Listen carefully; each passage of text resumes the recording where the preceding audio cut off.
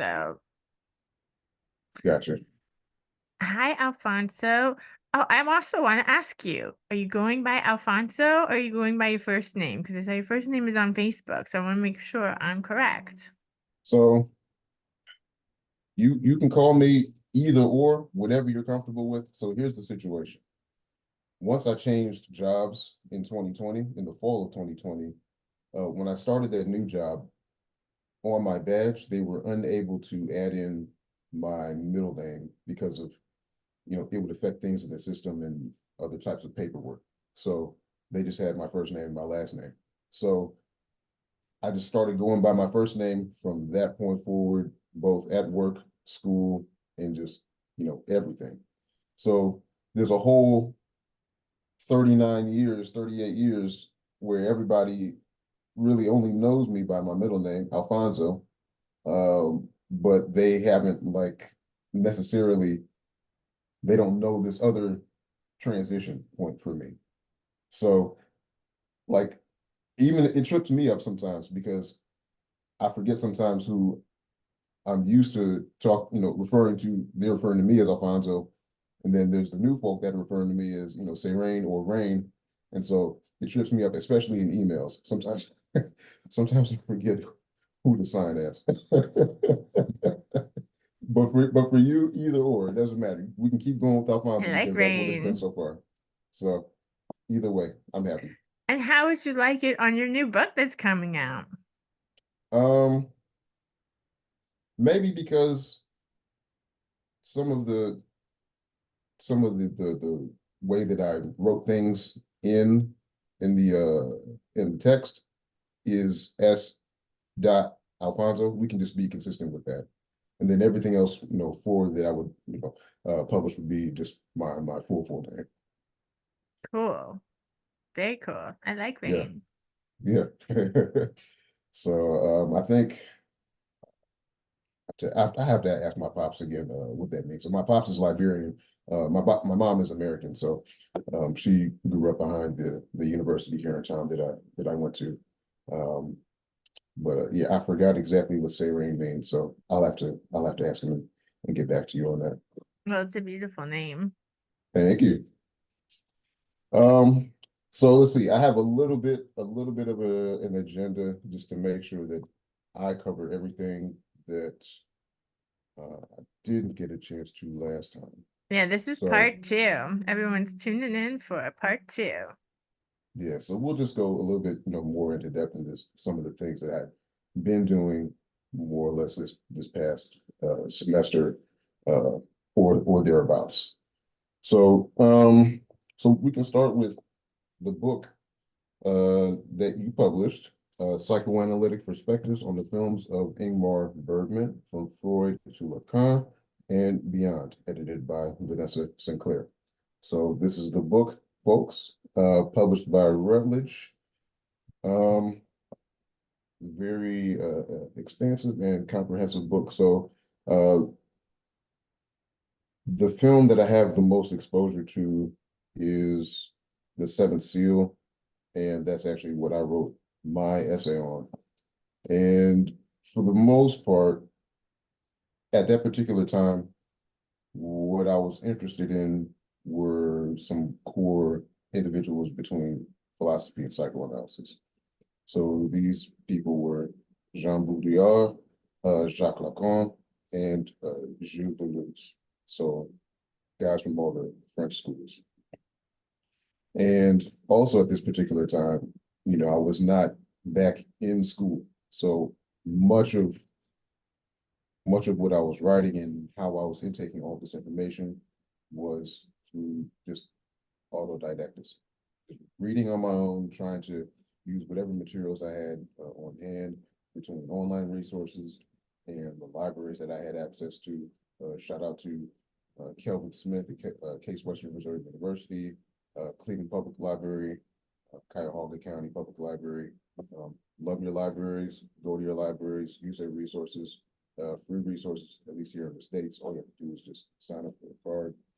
Um, and those were the resources that I used to try and help build the, you know, the at least partially functional knowledge base to be able to hopefully write something competent. So with the essay is basically broken up into three parts. So dealing with the element of chance, dealing with the element of time, and dealing with the element of depth. And chance borrows from Baudrillard's concept of seduction, which, all these concepts, by the way, are just they're too deep and too involved to really sum up in the way that I'm doing right now. So um, for both, there might be some academics in these fields who are already versed in these concepts, but for the non-academics, um, definitely go ahead if you're interested, go and find some secondary literature and just kind of get your feet wet and just learn to understand and get accustomed to how they're using language to express concepts. So again, the chance section is based on loosely Baudrillard's concept of seduction. For the time selection, we're using Deleuze's concept of time, and he has a two-part book series that he uses to do that explicitly. And then for Lacan, I'm borrowing a little bit from his discussions of the hysteric and the obsessive and how they contrast in terms of desire. And then the essay is summed up sort of as a mix between all three. But overall, the overarching trajectory of the essay is looking at the dynamic relationship between the night and death. So the movie is a very interesting sort of philosophical analysis of this knight who is presumably coming back from war, I believe, and on the way he has these encounters with death, and they play chess at one point, and then they have different conversations, and as a movie viewer, it's a very engaging uh, uh, film because you see the knight, the toll that war is taking on him, and you see he's with his squire, and basically they have this whole adventure. So if you haven't seen The Seventh Seal, definitely go watch that. But overall, beyond my essay, there are a number of awesome essays in here. You go to the table of contents and list off some of the contributors. Carl's in here. Um, Patrick Scanlon, Peter Jensen, um, a lot of folks in here. Walter Davis, Pablo Lerner, Alariza Tahiri. But yeah, so it's on the Rutledge website. And I Go have buy to it. say, everyone's asked me, why isn't Todd McGowan in it? Todd McGowan, first of all, he's writing a book review of it. Oh wow, okay. Yay! Okay. All right. Yeah. Exciting. But Yeah. he's not in it because Walter Davis is in it. When I wrote Todd to ask him to be in it, he said that he's not really an expert in Bergman. For me, you don't have to be an expert in Bergman to write about Bergman, but that's besides the point. But that's what Todd Mhm. said. But his Walter Davis is Todd's mentor from graduate school. And Todd, Todd's father died when he was in graduate school, and Walter like really took him under his wing and kind of became like this paternal figure for Todd. So they are like super, super close. And Todd, like, Walter had written this piece already that he'd been working on because he loves Bergman and he loves specifically the film Persona. And he said, "You should have my mentor Walter Davis in it." So that's who Walter Davis is, and that's why Todd's not in it, everyone. So now you know, because everyone keeps asking me that. What about Todd? I'm like, I know. Okay. No, I mean that's excellent, man. And it's funny because mentorship, mentorship can be a very powerful thing. And like right now, with where I'm at in my academic career and trying to transition to the next step, I'm looking for some mentors. In fact, um, uh, an alumni colleague that I went to school with helped me link with an individual who hopefully will be able to give me some if not give me some guidance and mentorship himself through some conversations, point me to someone who can do that on a more a deeper level or consistent basis. So yeah, mentorship is good, and I'm glad that he was able to get his mentor to contribute to the collection. Me too. I felt honored to do it. And I'm gonna hopefully have them on the podcast in the future, where we can talk all about this. And it's so true. Mentors are so important, whether they're like teachers or like, TAs or just students that are a couple years ahead, that have already kind of been through what you've been through. Like I had Heather Farrow. She was like, I mean, I don't know how I would have got through grad school without Heather Farrow. Like, like Mm, every step of the way, she's like, just do this, talk to this person, and just like walk me through everything. Cause they don't really explain anything when you go into these programs and stuff. It's just like, here you are. Now what do? You just yeah, kind of end up, at least that was my feeling, like figuring it out as you go, like life, I guess. no, that's real, and that's basically the story of my entire undergrad. And it really wasn't until now that I learned how to intentionally, and that's a key word right there, intentionally navigate systems. And we're talking about an academic system here, because if all you end up doing when you matriculate through school, specifically higher education, if all you end up doing is showing up for class and then leaving, you you're doing it wrong. You know, because that means that nobody told you and nobody showed you what the entire infrastructure is. All the different resources that you have at your disposal, all the personnel that you have at your disposal, because there's a lot there. And just to, you know, touch on community colleges and junior colleges, fortunately, they get a certain rap here in the States because they're seen as lesser than compared to your four-year schools. But people forget that both of these types of institutions are sharing the same resources and have the same end goals. Just structurally, their their function is different. You're going to get an associate's degree as your endpoint for the junior college, and a bachelor's for the four-year school. But in between, especially if it's a community college that's well connected with all the different schools in the region, then that's a branching off point. And also, one of the saving graces for junior colleges is that the, the credit hours often cost less. So, Hmm. but these things are Exactly. not And you get all, the same credits. yeah, but these things are not always, explained to, if we're talking about the high schooler who's trying to figure out which path to go to, whether to go straight to the four-year or go to the junior college and then the four-year.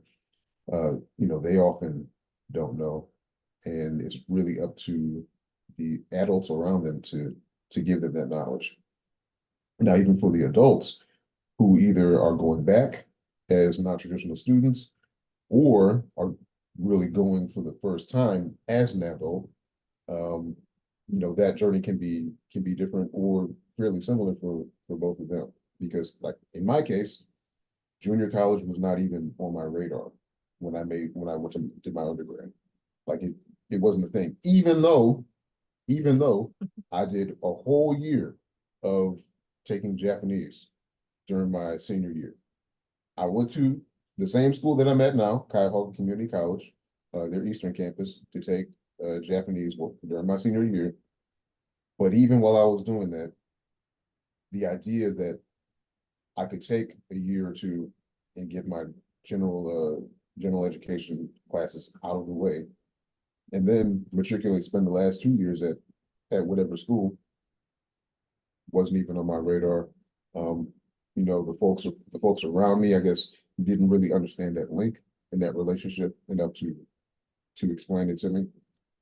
So, but I learned that now, you know, a number of years later. So I have that lesson now.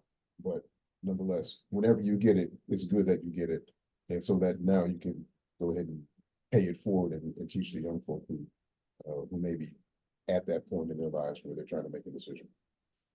Exactly. I hope to really impart that through this podcast because yeah, they drill it in your head like, oh, you need to go to these Ivy universities or whatever. It's just like really expensive rich people schools. And first of all, not everyone has those resources.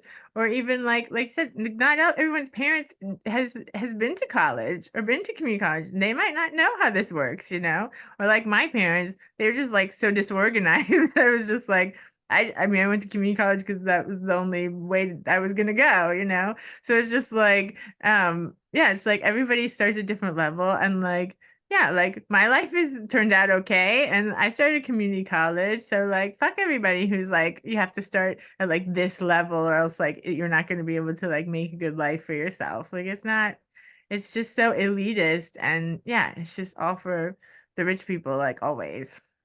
Yeah, and we could go into a whole different side discussion about um the perception of elitism and schools that have the reputation such as Harvard or your Ivy Leagues and all that kind of stuff.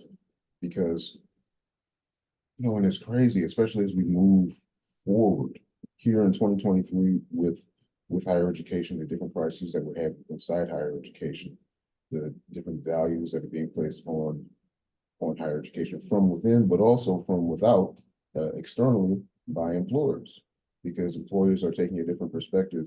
They're looking at the millennial generation, the Gen Z, and they're seeing different qualities that are lacking. And so because they're seeing these qualities and the kids themselves are taking a very particular kind of attitude towards working in their environment, uh, that's changed the relationship with the workforce. And so now employers are shifting their hiring demographic. So that's a whole other thing that, we'll see what the outcome is over the next 20 years is both those kids grow up and mature and the the workforce compensates over these next 20 years because of the choices that they've made.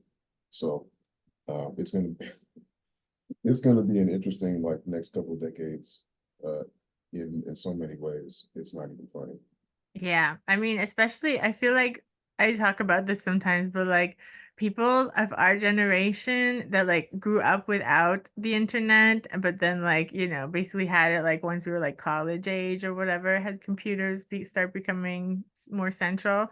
Um, like we must seem like such dinosaurs to like kids, like, whoa, you grew up without the internet, you know? And then I think like how much things have changed, like because it doesn't seem like it's changed that much, but then when I really like look back at things, it's like, wow, things work really differently now than they did like 20, 30 years ago. And then I imagine like imagine another 30, 40 years how different it's going to be. Are we going to have like chips implanted in our brains to just like get this information or like how's it going to work? And I'm not doing that, by the way. If I have to completely drop out of society to avoid having a chip implanted in my brain, I will do that. That's not happening. But like it must be like if somebody lives to be like 80 years old or 90 years old, like the world changes a lot in that time and things must just seem so foreign by the time you're that much older. Well, I mean, I can speak for myself and say, between my late teens and now being 40 in February, the world is definitely different. It's a little bit harder to directly relate to the youth and some of the things that they're involved in. Um, I'm starting to feel that division where I'm starting to hit middle age and my values have become more concretized and I'm moving with purpose in a specific way and seeing the youth struggle with certain kinds of environmental changes that have placed them in a position of uncertainty. And yeah, I'm trying to figure out how to navigate that myself. And I haven't totally figured out the right solution because another thing I just spoke about this with another friend. One of the things that you don't think about when you age is as you as you begin to hit your 50s, everybody that's around you, you know, your peer group, you start entering this, you know, I call it a culture of death. And it sounds bad, but in essence, that's kind of what it is, because you start seeing, you know, folks that you know pass away. They start having certain types of ailments and health issues. You know, if your parents are still around, you're seeing them go through certain health things, and you start getting more phone calls and having more conversations about these things and going to more funerals and all that kind of stuff. And it's it's unnerving. Uh, I don't like I don't like being in that type of environment. It's not that I'm afraid of death, but I don't like having that information just being dumped on me on a daily and a regular basis. Now that's ironic because I'm trying to go, you know, the In path of medicine healthcare. where this is like a normal thing. But I would say that there's proximity layers, you know, from an occupational standpoint, but still with a deep sense of empathy, yes. But as you get closer to the personal, you know, the personal layer where it's you in your environment just by yourself, that's not something I want in here all the time. If it's here, then that's fine, but not here. So yeah, that's something that I'm learning to deal with, but it's a very real thing. And so, It you know, is very real. when you're in your 20s, you're not thinking about that. You're thinking about partying and just living life to the fullest, and rightly so. You should, because you don't get those times back. So the kind of focus that you have to have at all these different stages of life development, you know, they're purposeful, and you know they do serve a functional purpose, but um it can't hit you hard if you're not prepared. Yeah, like, especially going through COVID time, right? Like, 3 of Carl's best friends, and I mean, like, best friends, like, creative collaborators, musical partners that he's been working with for, like, 30, 40 years, you Yeah, know, like, long yeah. time, like, since they were teenagers, you know? Hmm. 3 of them died during the COVID years. Just like, what? It's like, whoa, where did all Carl's friends go? Like, it was, yeah, wild. And then made Oh me think like, man. oh my God, what if something happens to Carl? What do I do? I'm in Sweden. I can't speak to these people, you know? That's why I upped Yeah, my game on making sure I learn Swedish because yeah, what if I have to talk to what if Carl's in the hospital and I have to talk to doctors or, you know, something like that, or like have to get something repaired in the house. Like I can't communicate well enough for that. So I can communicate to like order food at restaurants or like at the bakery, but like not like real things like, yeah, yeah, repairs for the house or yeah, medical things, you know. So yeah. Oh man, I'm sorry. it's a lot of reality. It's like, wait, wait a second, what's happening here? Yeah, yeah, And I had absolutely. never thought about that before COVID. I was just like, boop happy, let's move over here to this other country with my husband, love him. And then I was like, wait a second, what happens if he's not here? Yeah, You know? absolutely, absolutely. And so, but also to one of your points, um, another thing that people don't think about is care after somebody passes or when they're in a state to where they cannot care for themselves. So we're talking about things like wills, you know, DNR status, do not resuscitate, do not intubate, all that kind of stuff, making sure that all those things are in place, not just for yourself, but all, you know, for the folks around you, you know, who you care about, your parents, making sure that they have all of their stuff in place. So it's not a situation where they're in the hospital, they can't speak for themselves, so they have to have somebody speak for them, you know, working with the physician, trying to get the care sorted out. Uh, but you know, you have several members of the family there who have different opinions on how the care should be Exactly. handled, and that can become a whole A whole mess. thing. So um, it's to everybody's benefit to, you know, from the 20s onwards, you know, if you can, if possible, make sure that you have all these things sorted out. I'm also speaking for myself because I'm in the Hmm. process of doing that. Make sure that you have all these things sorted out. And it's not a morbid concept. It's just being prepared. So the sooner that you have these things sorted out, hopefully you never have to use them until the very, very, very, end point. But having these things is an advantage. It eliminates confusion, makes things easier for medical personnel, and it can eliminate other potential unforeseen problems should other providers or other family become involved and make the situation more complicated than it needs to be. Absolutely. Things you learn when you work in the hospital system. Yeah, yeah, absolutely, 100%. I think that's one great thing about working in the hospital system is that you learn like how to deal with all these kind of emergency things and practical things without actually going through them. Because most people don't learn until it's like happening to them and they're like, wait, how does this work? But this Yeah, way you like see how it works. You're like, okay, let's make sure we get this set up and this set up so hmm, that like, yeah, we can avoid some of these situations yeah, if at all 100%. possible. That is 100% facts. Yeah, like my Um, very first therapy job as an extern was with Tanya, and mm, we were working in a dialysis unit, and we did therapy with people while they were on dialysis, and I oh learned so wow. much about like kidneys and renal failure and things like that, and Mm, dialysis. And it's like, make sure you drink a lot of water. Make sure you drink a lot of yeah, water because it's really tough. It's really yeah, tough because you once you're on dialysis, you have to be on dialysis, you know, 4 times a week for the rest of your life. And it's not, it's great that exists, but it's, often very painful and people get cramping and things like that. And, it's tough. yeah. It's a very, very, very intensive process. My mom's late brother had to go through that, and it's very exhausting because you happen to have your whole circulation system filtered, Hmm. filtrated, and you know we it's we take embodiment for granted because we exist and we walk around with our bodies, as if it's not a thing. But when you have to go through that kind of process, you realize how great a role things like your circulation system and particularly your kidneys uh, play a role in keeping you healthy.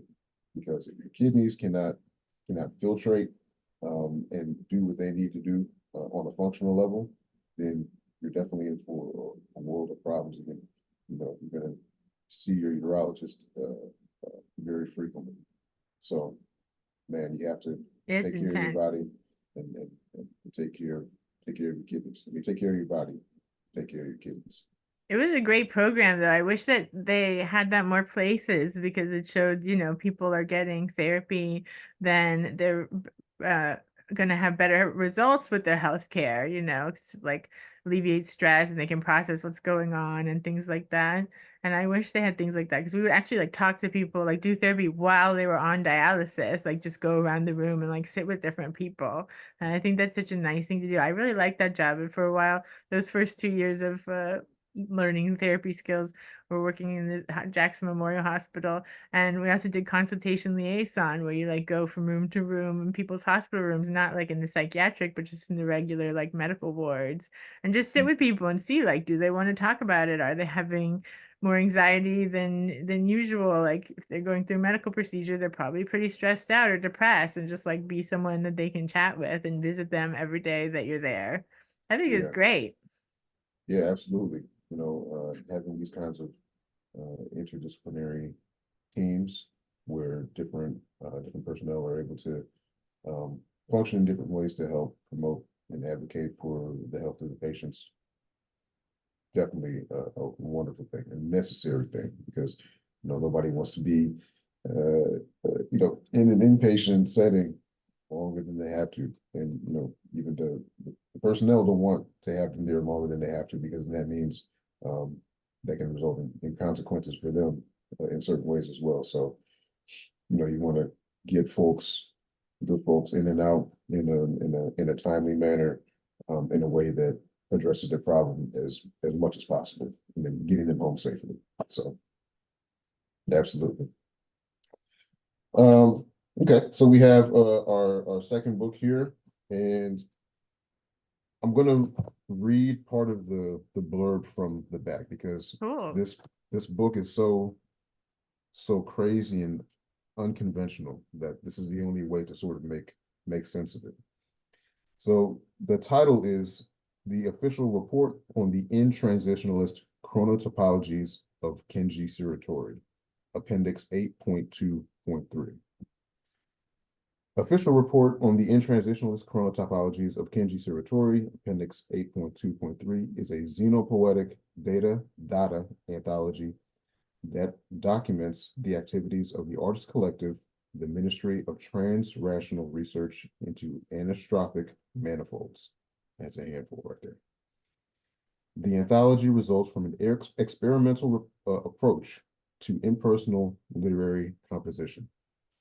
Similar to surrealist definitions, but on the scale of a technical document, members of the ministry, poets, musicians, novelists, painters, curators, artists, scientists, philosophers, and physicians were asked to offer a microfiction, poem, essay, fictional citation, or computer code in the form of a footnote or annotation to a glitch-generated novel by iconoclastic Japanese artist Kenji Suratori.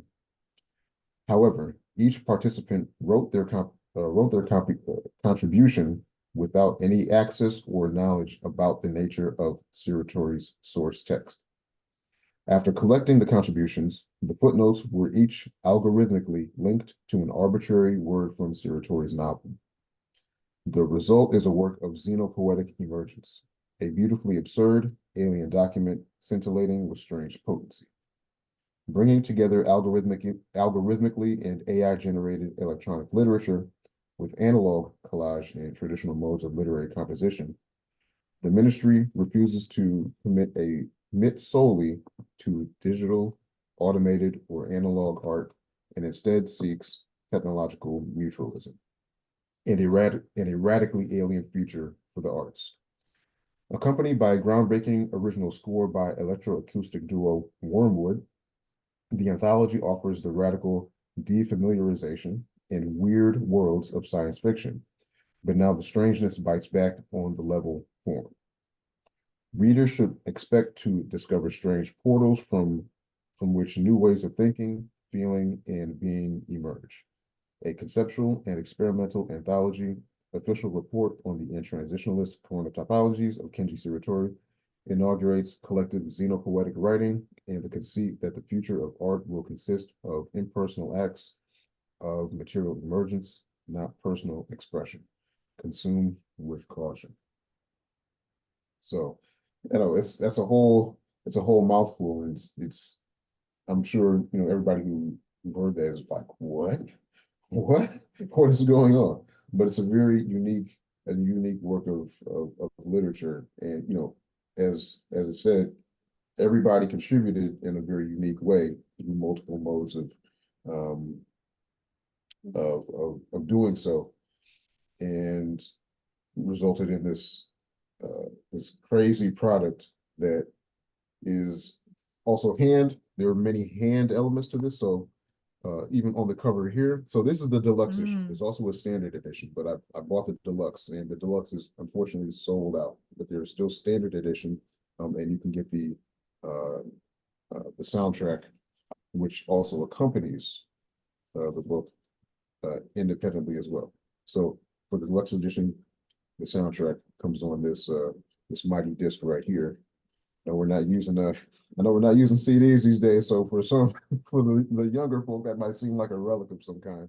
I know we sent out CDs to some of the patrons in our Patreon community as a thank you for people who pledged $20 and higher, things like that. And some of them didn't have CD players anymore. I was like, well, I could send you the digital files too.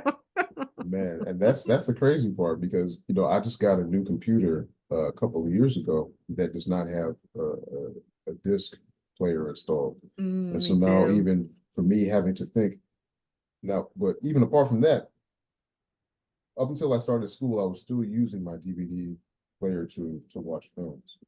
But now, because my day is more congested, I don't have time to watch that stuff. but also moving forward, I'm seeing that streaming is becoming more prevalent, more popular. So now I'm thinking, okay, when I see a film that I want to buy, do I buy the disc or do I just go ahead and buy the account that will provide me access to the media, but not I won't own it. And I definitely prefer to own it. And actually, I saw a review that even though between streaming and between the Blu-ray disc, they're both comparable, but the disc is still going to have a higher quality overall between sound, picture, and And the the whole streaming shebang. services don't have everything, especially if you like weird stuff like we do. Yeah, They really don't. Like Carl's daughter, she's 25 in a couple of weeks, but she's like very much like, why do you even have DVDs? Like the streaming has everything. And I'm like, it doesn't though, actually. There's lots of movies that are not on there. yeah, yeah. Not even So for purchase. exactly, and so that can even, if that's your thinking, if you're only geared towards streaming services, that can even train your mind to think in a certain way that to where you don't even start to consider things that are outside of that.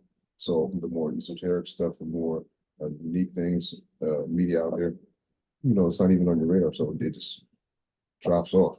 Yeah, So sadly, I think it makes people think that those things are not relevant, yeah, like, oh, it must not be any good if it's not on there. But it's like, no, not everyone has the connections to be on streaming, and also, especially like independent artists, or also like a lot of really good, like auteur directors don't want their stuff just on streaming. They still want you right. to like buy it.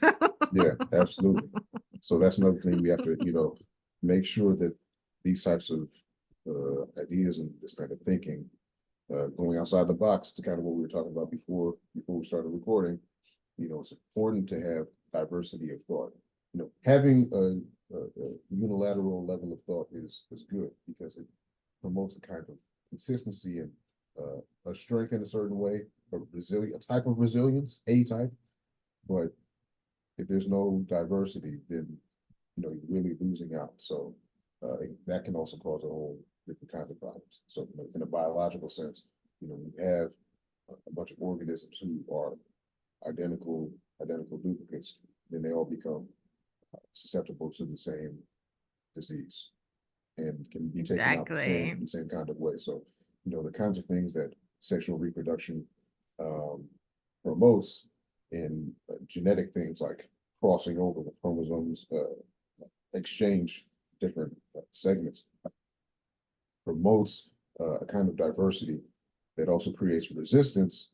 So you can not have a whole populations that are susceptible to the same type of disease. Maybe a portion of the population is, but then a different portion is immune, and then another portion evolves from what happened. So yeah, overall, just diversity is good. You Diversity need to is have key.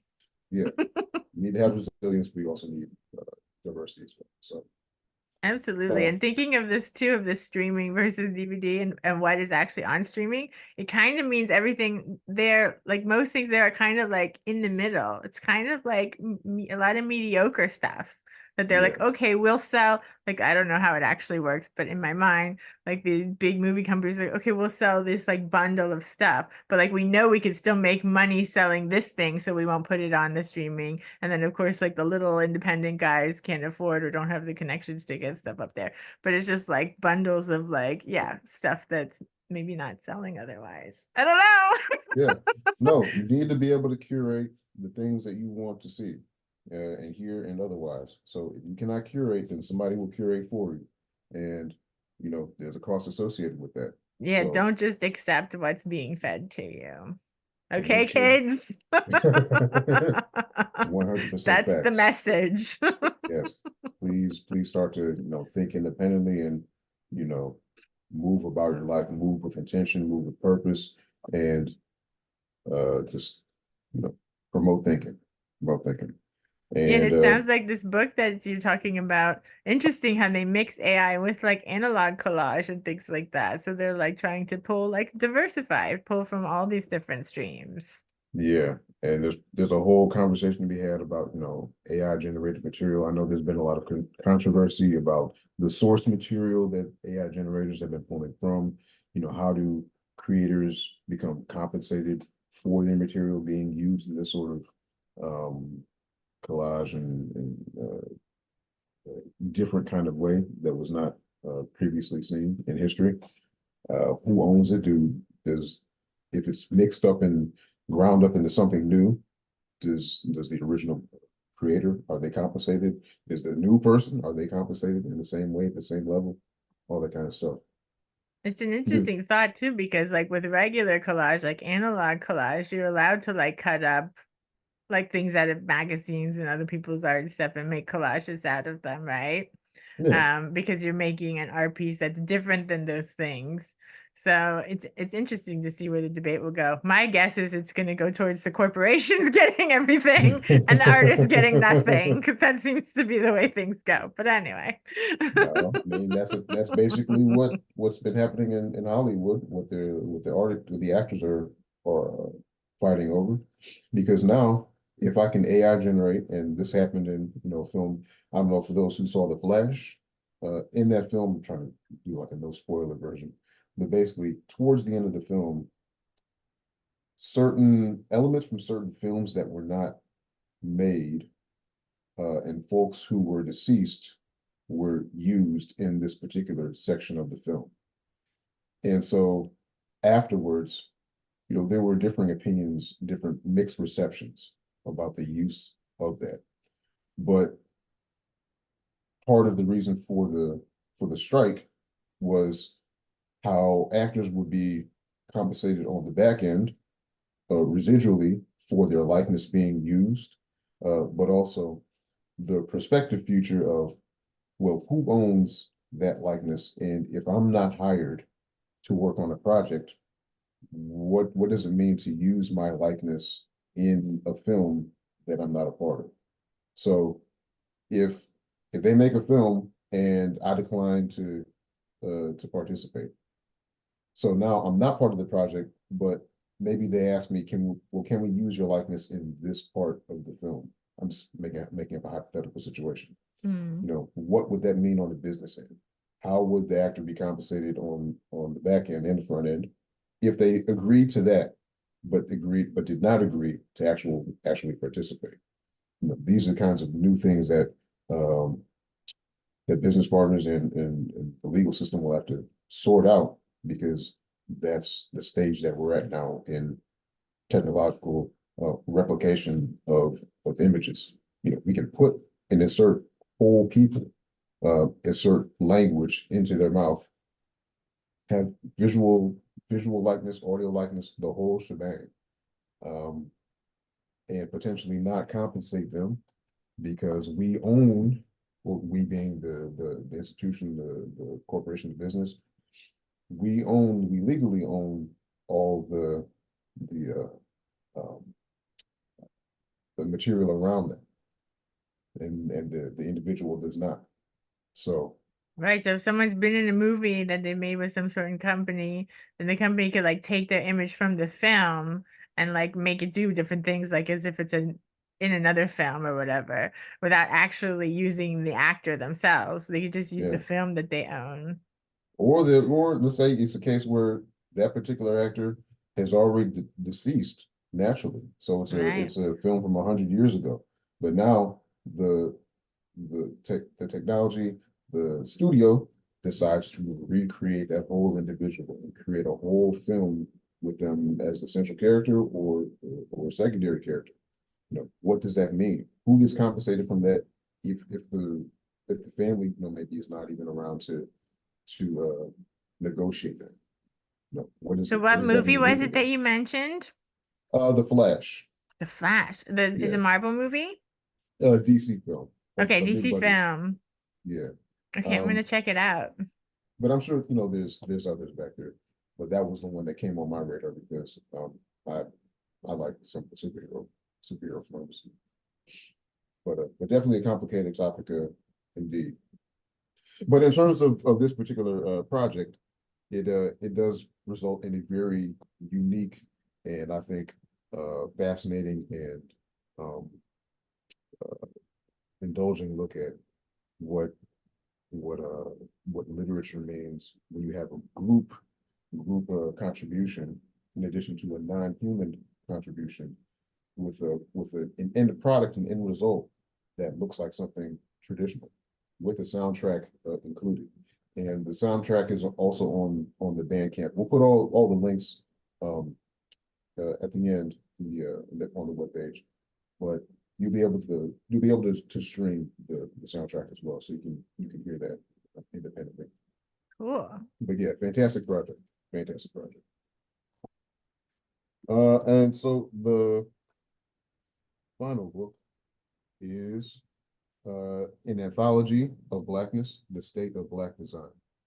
Now, this is the product of a joint collaboration between Teresa Moses and Omari Susan. I mentioned in the last part, I went to school with Omari, and this is sort of like his brainchild. And so the State of Black Design is a conference where there's different businesses and different students are able to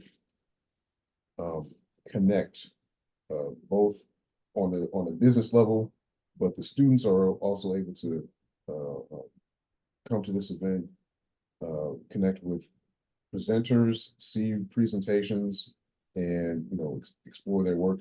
So the past several years, this conference was totally online. It was virtual.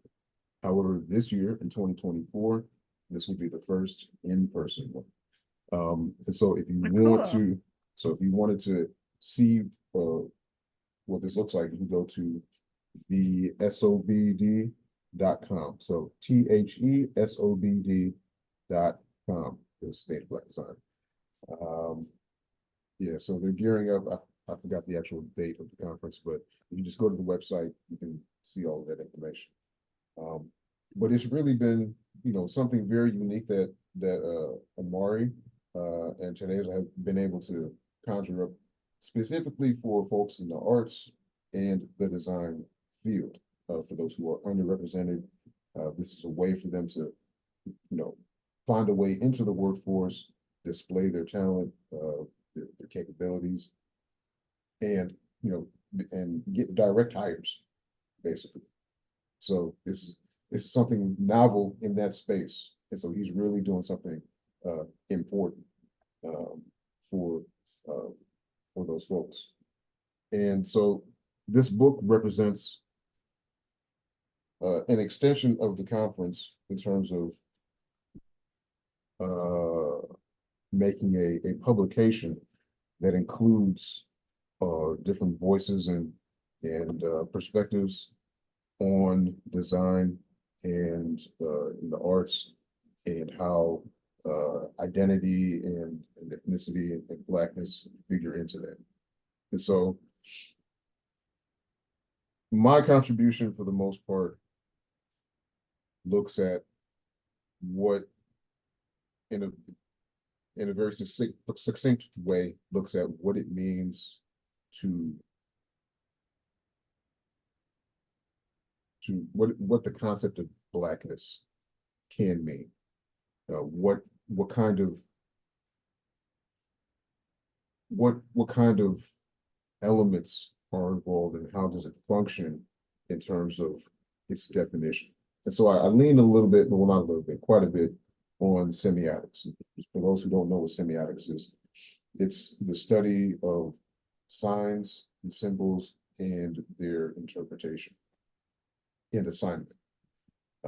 So I lean on semiotics a little bit to try and get to the understanding that because this is a very particular kind of concept, not necessarily Blackness itself, but these types of descriptive concepts that have many people, many different concepts of what this is.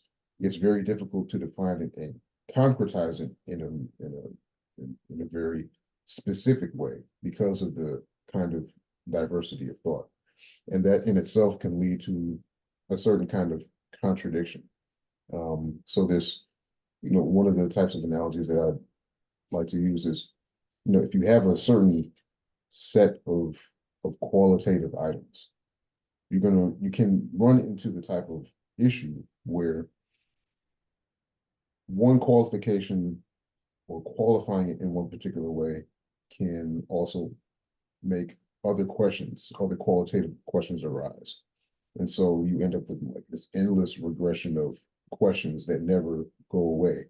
And so in trying to define the set, you can't really define the set of items because you have endless questions that arise in the definition itself. So that's not necessarily the case with quantitative sets, things related directly to numbers. But with things that are qualitative, such as social concepts like Blackness, you're going to run into that kind of problem. So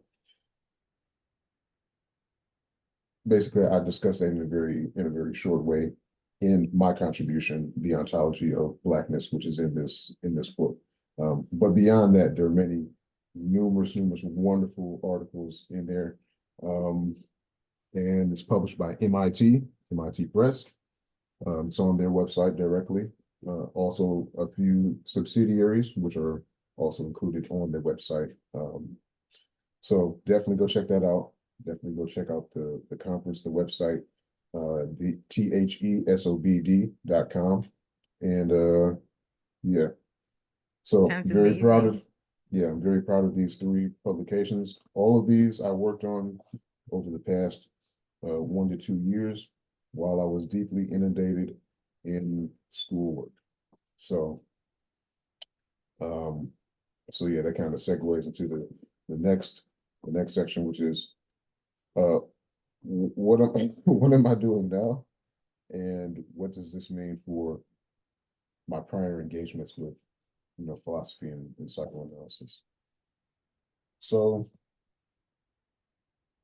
apart from COVID being one of the reasons that I changed career paths, one of the other principal reasons for my shift in focus was I was realizing that there were certain things that were not being discussed in the conversations that I was having around philosophy and psychoanalysis.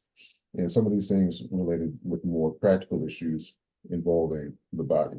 So again, that's not to take away from the content and discussions that I was having, because those discussions had their own merit in their own right.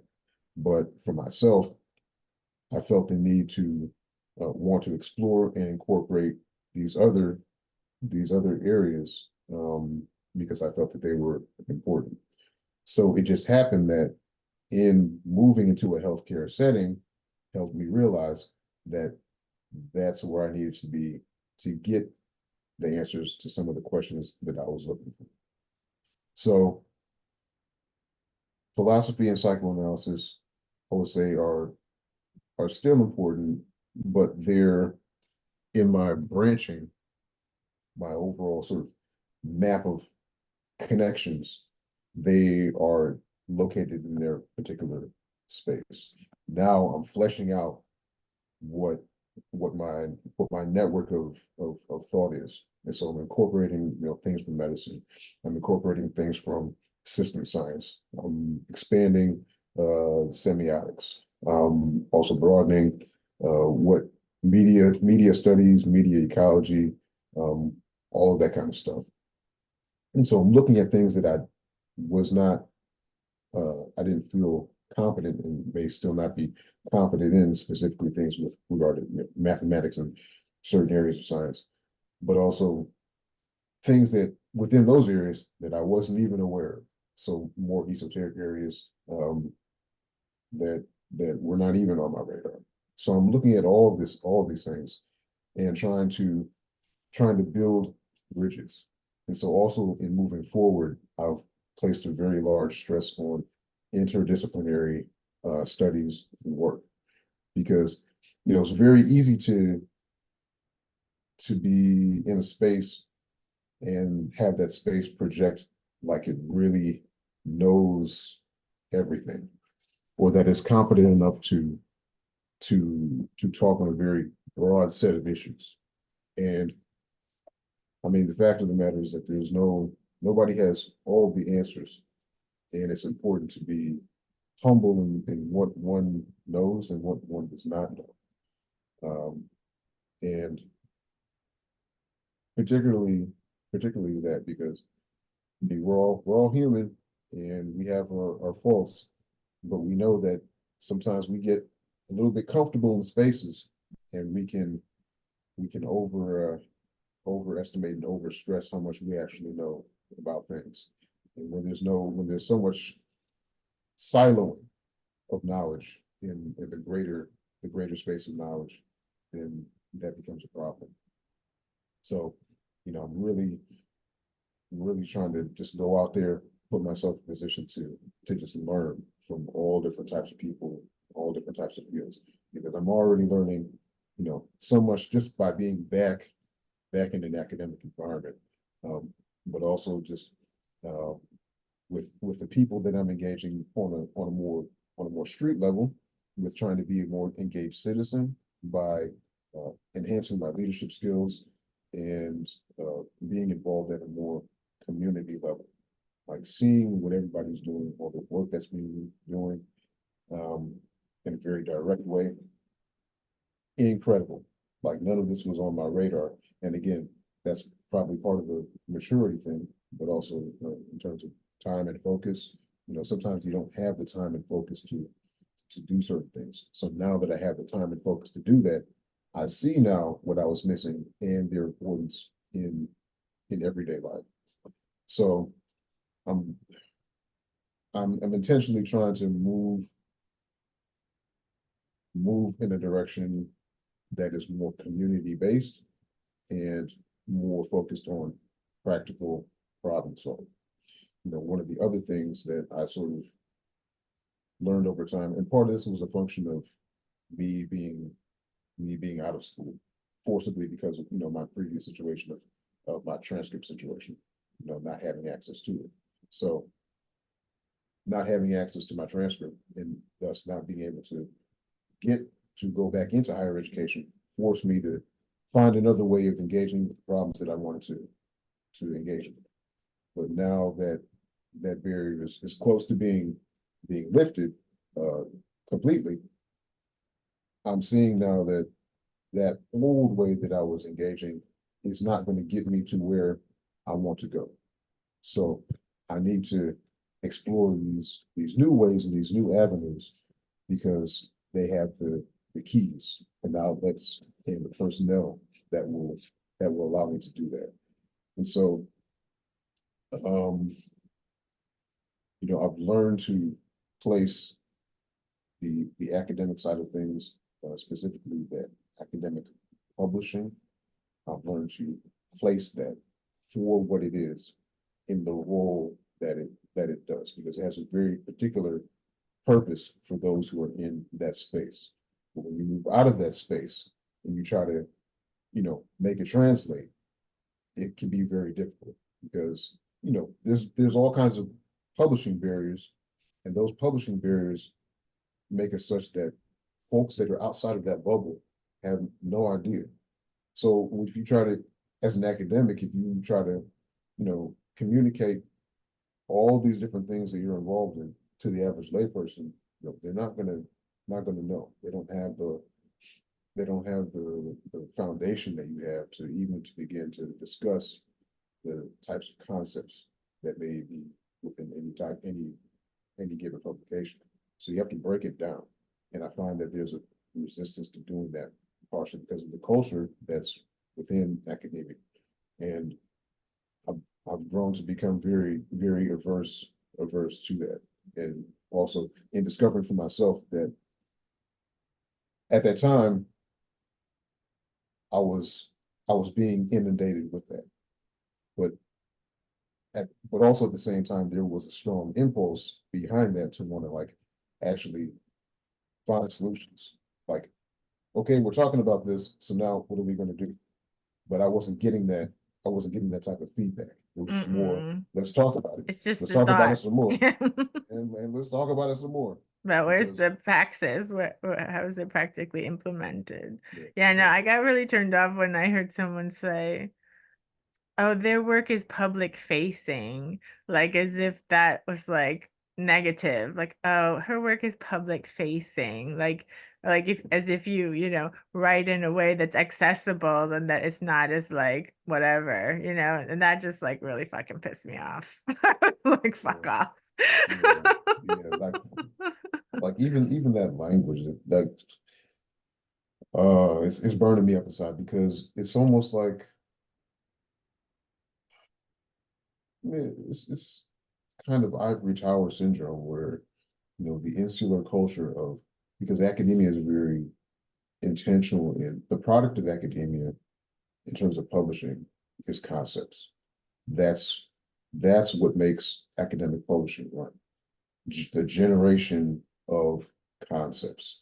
So if you can continuously generate concepts to be published and then make a redundant feedback cycle that keeps that element going, not just publishing, but also just into the classroom as well. That can be part of a feedback cycle that perpetuates the system and allows it to function at a certain threshold. But beyond that, there's really no concern. So it's almost a slap in the face to say to write a whole book that addresses a social problem. And then once you go outside of that bubble, you try to translate that book uh into a public forum. And then you have a constituent who says, hey, I don't fully understand this, what the purpose of this book is, what can I tangibly do? And then you have an academic who said, well, that's not really my job. I published the book, I got the ideas out there, so now it's on everybody else. Man, that's so disrespectful, and it contradicts everything that you're doing. It's yeah, that burns me up. I don't like that.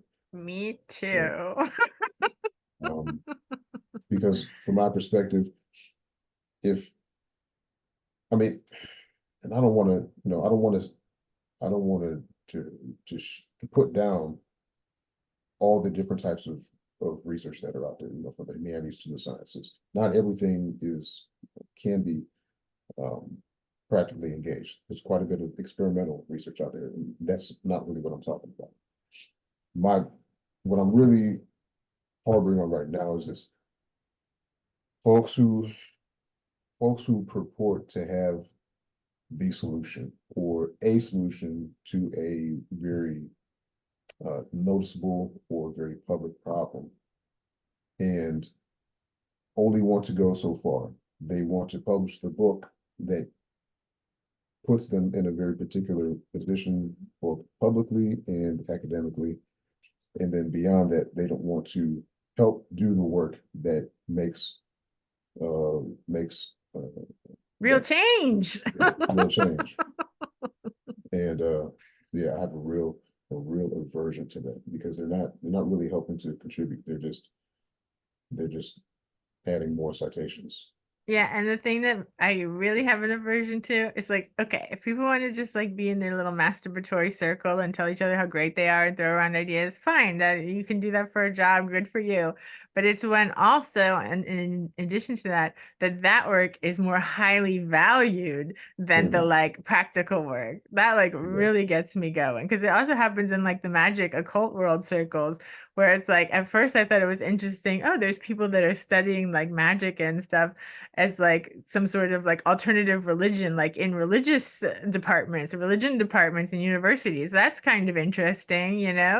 And looking at the history of it. But now they've even started taking over the conferences where it's like this is more highly valued because this person has a PhD over the person who's actually the practitioner who's doing the thing that they're writing about. And like that's like to me the old like colonial logic, right? Like, oh, I know what's going on when I'm like looking at these people in this other country because I write papers about it because I'm a doctor or whatever. It's like, but actually you have no idea what the fuck those people are doing. You know what I Oh mean? You're my just like God. writing about your interpretation of what you imagine they're doing. And it screws up like, yeah, it just screws up reality. Yeah. So, there we go. That's the academicization of knowledge. So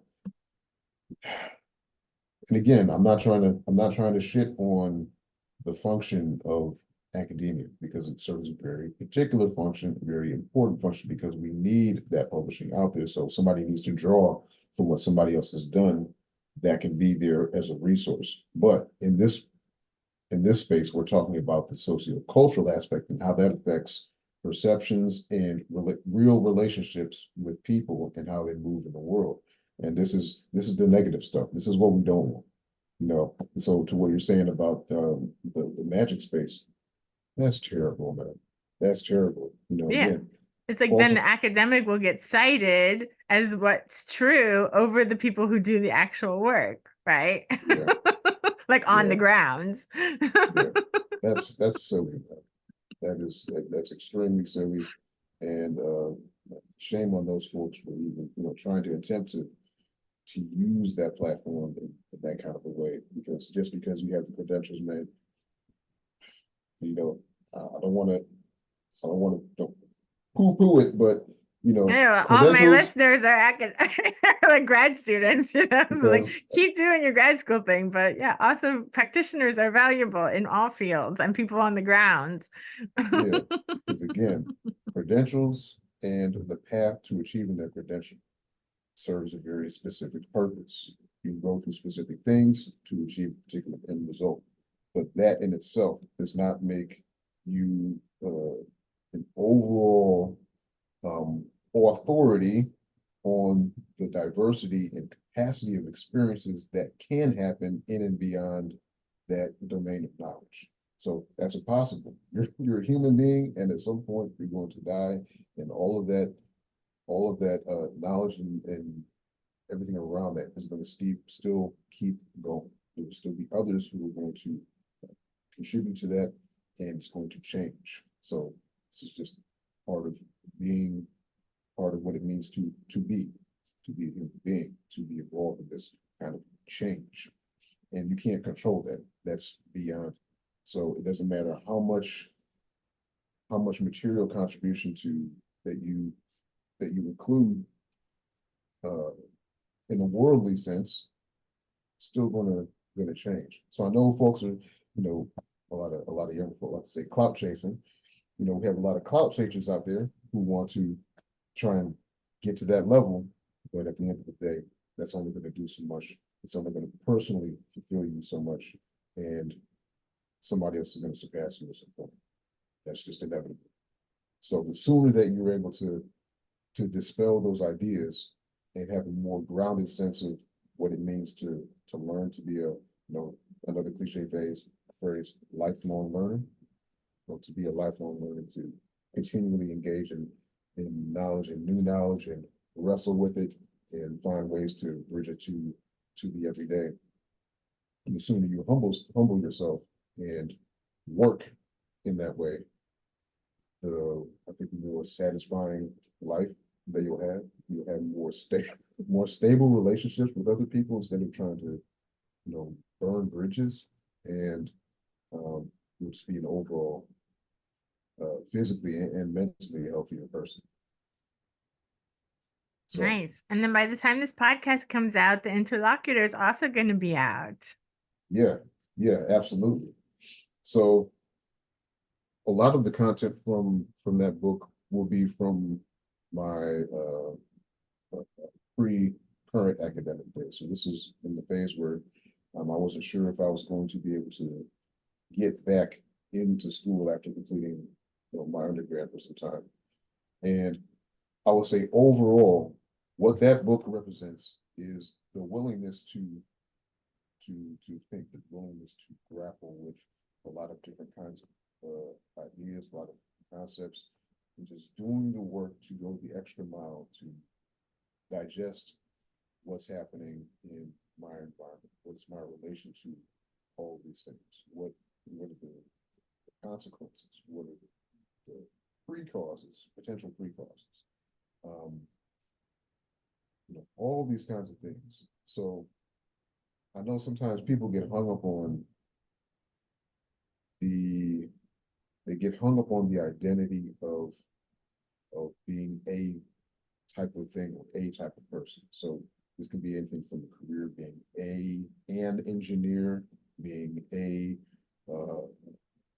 clinician, instead of looking at that work for its function and how it adds to who you are on a personal and functional level. So instead of saying I am an engineer, I'll say I have engineering training and I engage with engineering in such a way that allows me to perform certain kinds of practical work, but also use the transferable skill sets from that kind of thinking to be able to engage the world in a different way.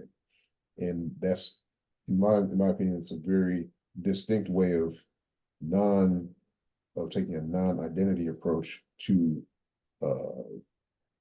engaging these kinds of fields and thought processes, because there's too many consequences, too many unintended consequences that come from over identifying with objects and things in the world. So again, this is not to poo-poo identity, because it serves a very particular purpose for certain things.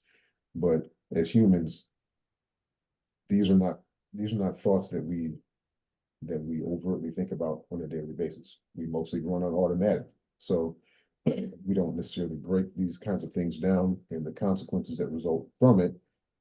We just go and worry about the consequences later. So, but I would say this is very important. What I just said about taking a non-identity approach to, let's say, things job related.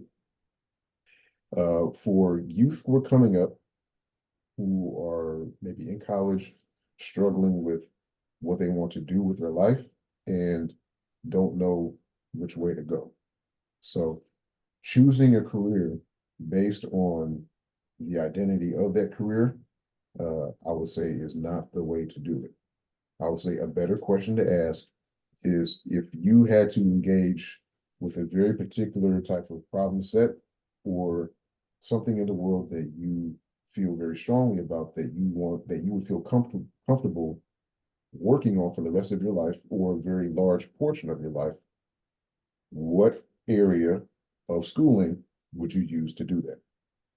And so that way, by asking that question in that way, they can look at all the different career paths at that school, what they offer, and then tailor their education that way, because that's going to give them more longevity, and it's going to allow them to not be so focused on the superficial aspects of the career, but also find connections between careers so that they can move their skills between to be able to be not only more marketable, but they are so much more of an asset to the culture that they're of the areas that they're contributing to.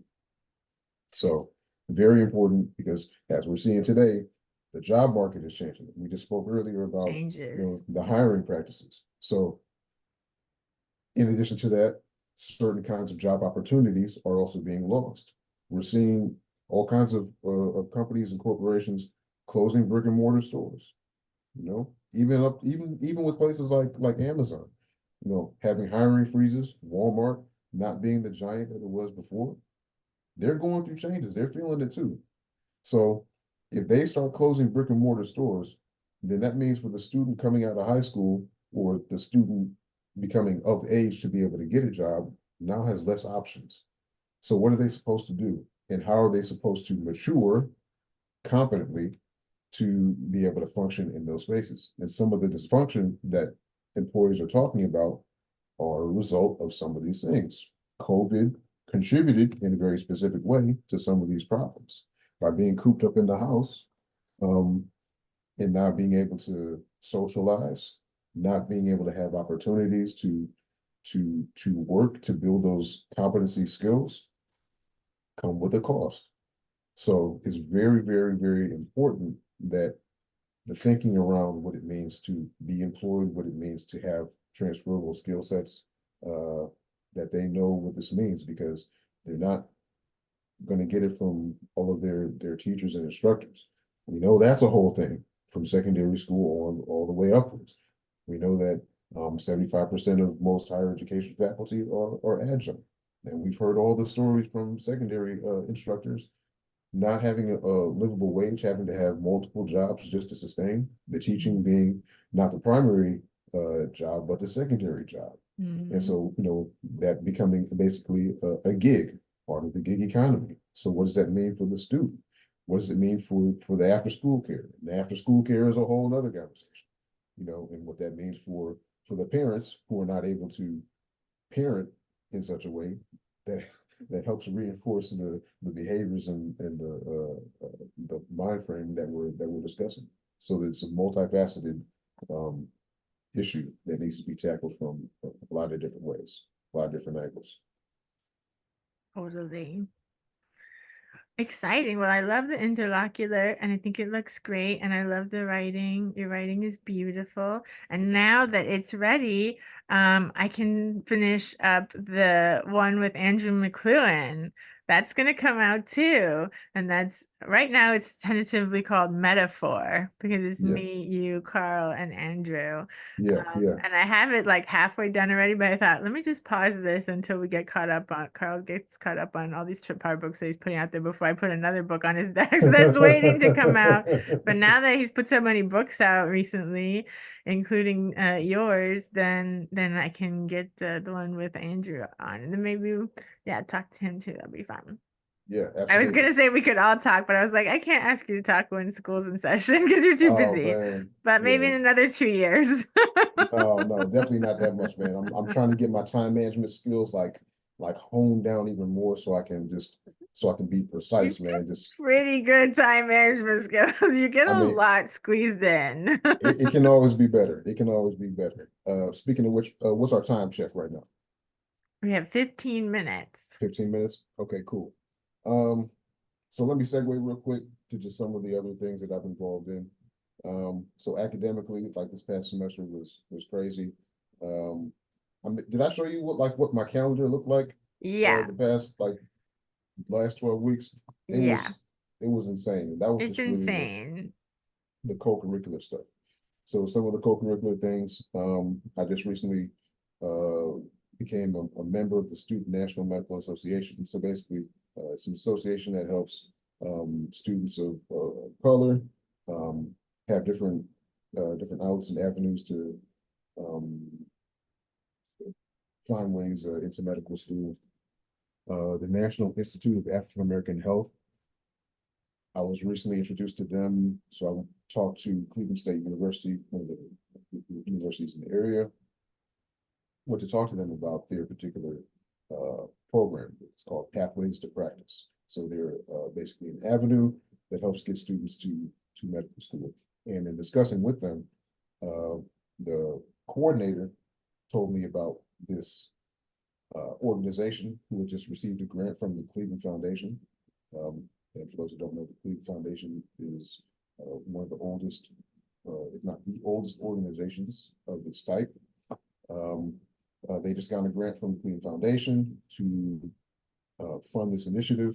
And so now the purpose of the National Institute for African American Health, founded by Dr. Greg Hall, East Cleveland native. So this is a local organization that's reaching out nationally. The purpose is to be sort of a storehouse for all things related to African American health, but also be a point of bridging mentees and mentors for pre-med students and medical students with Black physicians uh, to help, again, get more Black and African American physicians into the workforce. So we're still looking for a mentor for myself, but hopefully that will happen soon, and then we'll be able to move forward to the next phase. But very, very happy to be part of this. Dr. Hall and the board are doing a lot of wonderful things here in Northeast Ohio and beyond, and that's been fantastic. Um, Also been a part of the Jack Joseph and Morton Mandel Scholars Academy. So this is a Cuyahoga Community College program that allows students to come in and participate. There is scholarship funding attached to that.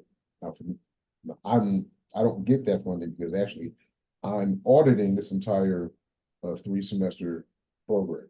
So those students are getting funding, but I I explicitly asked to just volunteer to be part of this program. So everything that I'm doing, part of this is completely voluntary. So there's a lot of different things we get to do. We get to have engagement with different activities. They call them leadership activities. So CLE, meaning reference to Cleveland.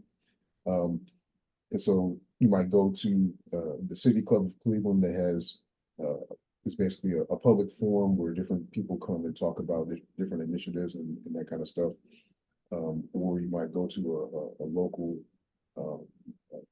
public arts thing, or you might hear another speaker talk. A whole host of different activities based on the relationships that the Jack Joseph Morton Mandel Humanities Center, which is the larger umbrella, that they built relationships with. So it's a great leadership initiative within Tri-C that I'm super glad to be a part of. Similar thing, the Cuyahoga Community College honors program. I've been able to keep my grades up at a certain threshold to be able to receive certain scholarship monies from certain classes that I've taken. So that's been extremely helpful. Joined the Black American Council this past fall. So I'm still working on being able to take advantage of all the things associated with that. But I've been provided a mentor with that kind of with that program, and so we've had a couple different conversations. That's been great.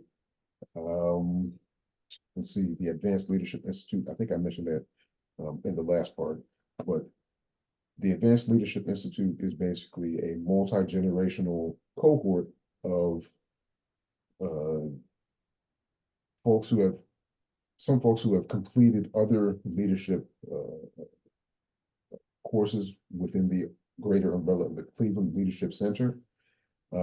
So my role in this group is as a Mandel Scholar. So there's several Mandel Scholars in there.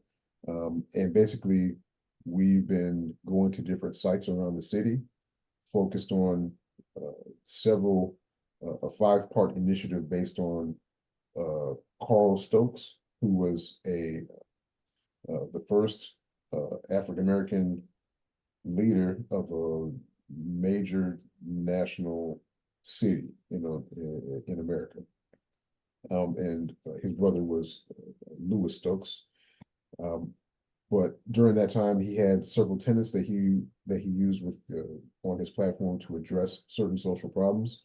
And using those tenets, we're looking at different aspects currently in the city of Cleveland and how they're being addressed in that way. So that's been a complete eye opener because we have folks who work in the city, we have folks who are heads of different organizations around Cleveland who are part of this group, folks from academic institutions, just a whole diversity and all the knowledge that they've expressed during these meetings. In addition to the speakers and presenters who are also coming from different organizations, man, I can't say enough about it. So shout out to the Cleveland Leadership Center for providing this opportunity, along with the Jack Joseph Morton Mandel Humanities Center. I've been able to be involved with Phi Theta Kappa, which is the largest honor society for community colleges. Trying to provide opportunities for students on campus.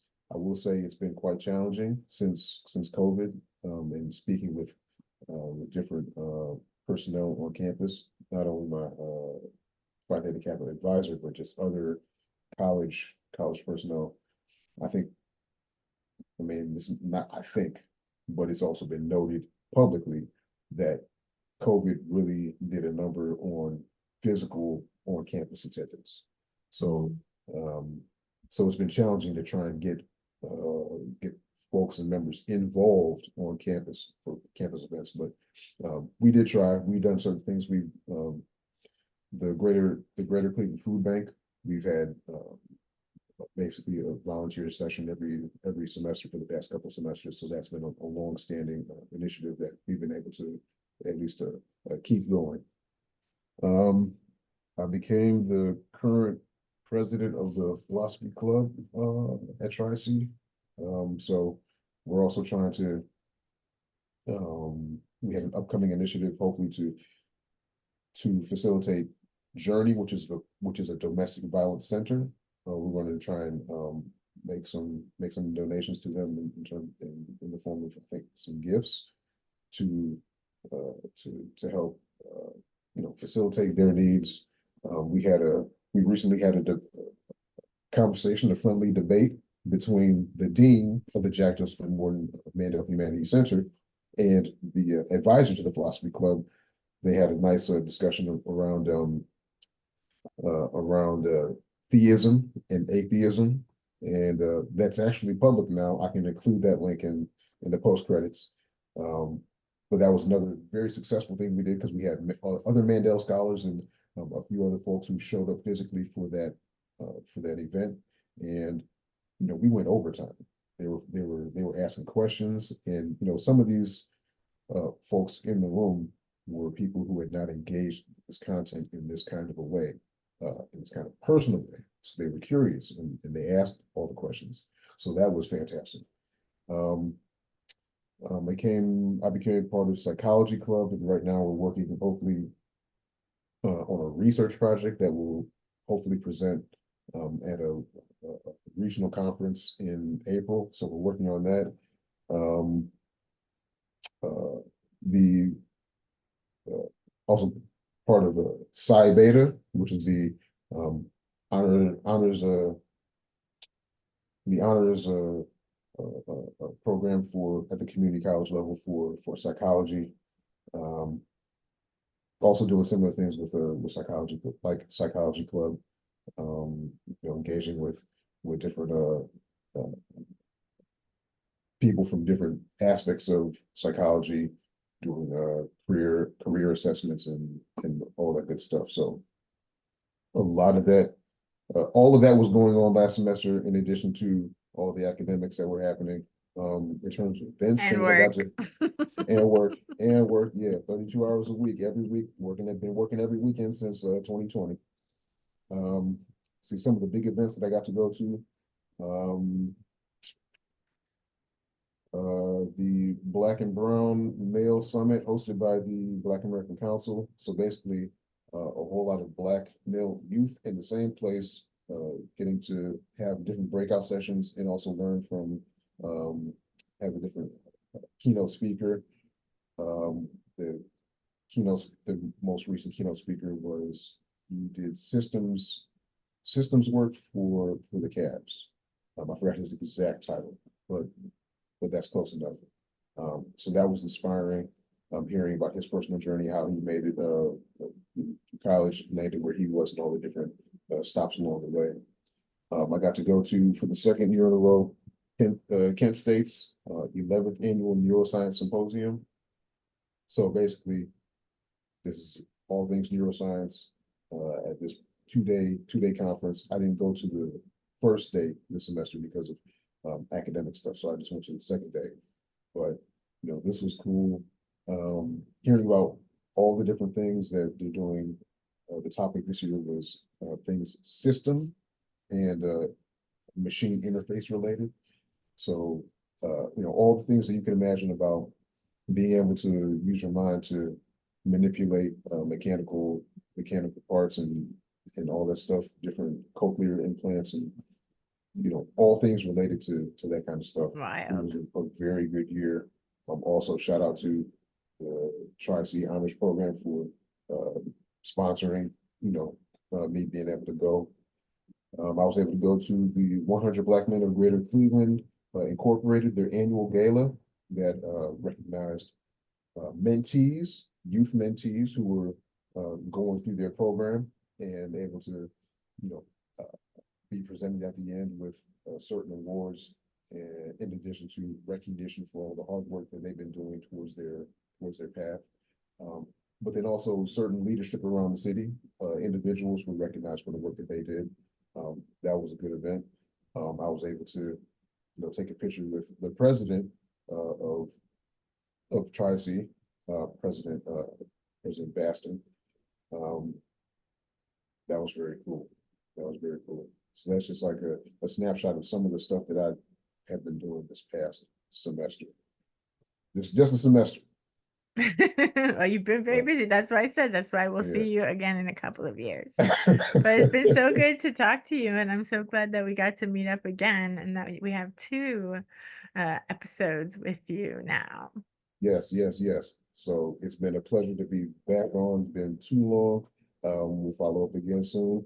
And yeah, it's great to see you and it's great to see everybody. Yeah, and then congratulations on all your accomplishments and on your new book and all the books that you've been a part of. Yes, thank you so much, man. We're trying to keep it going, man, trying to stay productive and just keep moving to new levels. All right. Bye. All right. I'll see you. See ya.